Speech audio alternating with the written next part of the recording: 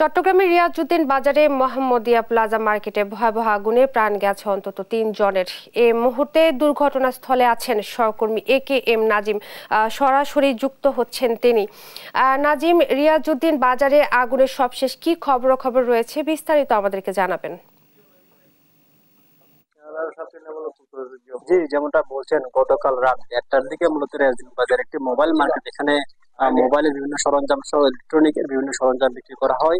এখানে রাত 1টা একটি শর্ট সার্কিটের মাধ্যমে আগুনের সূত্রপাত হয় বলে ফায়ার সার্ভিসের পক্ষ থেকে বলা হয়েছে। তারপর আসলে ফায়ার সার্ভিসের 8টি ইউনিট প্রায় 5 ঘন্টা চেষ্টা চালিয়ে ভোর 5টার দিকে এই আগুন নিয়ন্ত্রণ আনে, কিন্তু এতক্ষণেই আসলে এখানে অনেকগুলো দোকান পুড়ে ছাই হয়ে গেছে। পাশাপাশি হচ্ছে যে এটি একটি গেঞ্জি পরিবেশ। আসলে এখানে চট্টগ্রামে যতগুলো মার্কেট বা বহুতল ভবন রয়েছে অগ্নিঝুঁকিতে, তার মধ্যে এটি অন্যতম। কারণ এই ভবনটি পুরোটাই অগ্নিঝুঁকির মধ্যে ছিল। এখানে ফায়ার সার্ভিস পৌঁছানোর খুব ব্যাগ পেতে হয়েছে বলে আমরা জেনেছি। এবং এই আগুনের পর আসলে এখানে কয়েকটি দোকান, যে দোকানগুলোতে মোবাইলের বিভিন্ন সরঞ্জাম, মোবাইলের বিভিন্ন পার্টস বিক্রি করা হয়, এগুলো পুড়ে ছাই হয়ে গেছে। পাশাপাশি এই ঘটনায় এখন পর্যন্ত আমরা যতটুকু পেয়েছি 4 জনের মৃত্যু হয়েছে। কারণ আজ ভোরেই এখানে 3 জনের মৃত্যু হয়, তারপর মেডিকেলে আসলে 1 জনের মৃত্যু। এই ঘটনায় আমরা যতটুকু চট্টগ্রাম মেডিকেল কলেজ হাসপাতাল থেকে পেয়েছি, এখানে 5 জনের আহত হয়েছেন। এখন পর্যন্ত আসলে এটি একটা ভুতুড়ে পরিবেশ সৃষ্টি হয়েছে। আমরা এখানকার একজন দোকানদার, যিনি এখানেই মোবাইলের দোকান আছে, ওনার একটু কথা বলার চেষ্টা করবো আসলে কিভাবে এখানে আগুন লাগা। আর এটা তো একটা গেঞ্জি পরিবেশ, আপনারা এখানে কিভাবে ব্যবসা পরিচালনা করছেন?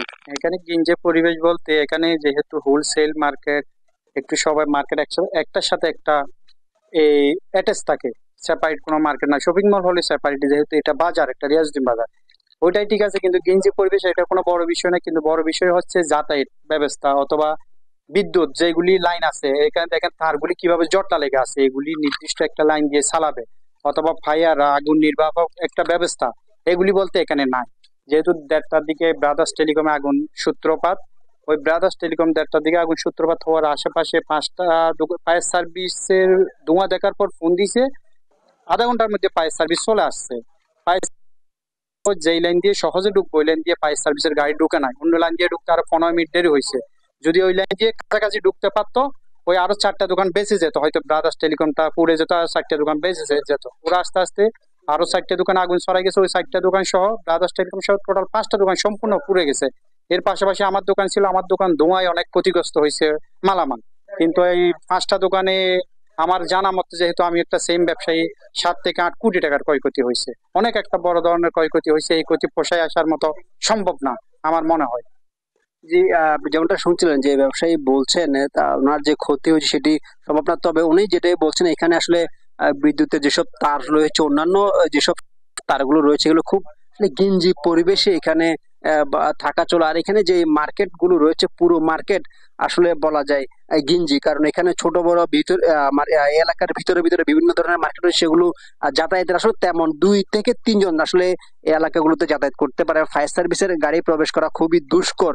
তারপরেও ফায়ার সার্ভিসের কর্মীরা আপ্রাণ চেষ্টা করে প্রায় 5.5 ঘন্টা চেষ্টা চালিয়ে তারা আগুন নিয়ন্ত্রণে নিয়ে আসে। পাশাপাশি আশপাশের ক্ষয়ক্ষতি থেকে রক্ষা করেছিল। কিন্তু এখানে যে দোকানগুলোতে অগ্নিকাণ্ডের ঘটনা ঘটে, সেগুলো আসলে পুড়ে ছাই হয়ে গেছে। কারণ ভবনগুলোও আসলে ঝুঁকিপূর্ণ হয়ে গেছে, কারণ ভবনের বিভিন্ন আস্তর থেকে শুরু করে ভবনের আস্তরগুলো খুলে যাচ্ছে আগুনে। ভবনও ঝুঁকিপূর্ণ হয়ে গেছে, কারণ যে কোনো সময় ভবনেও দুর্ঘটনা ঘটতে পারে বলে আমরা এসে এখানে জেনেছি। কারণ এখানকার যারা 1-2 জন ব্যবসায়ী যাদেরকে আমরা পেয়েছি, তারা যেটি বলছেন আসলে এই সরু গলি হওয়ার কারণে ফায়ার সার্ভিস বিদ্যুতের জঞ্জাল, সেই জঞ্জালের কারণে আসলে এই ঘটনাটা ঘটতে পারে। এখন এগুলো আসলে দেখার খুবই প্রয়োজন।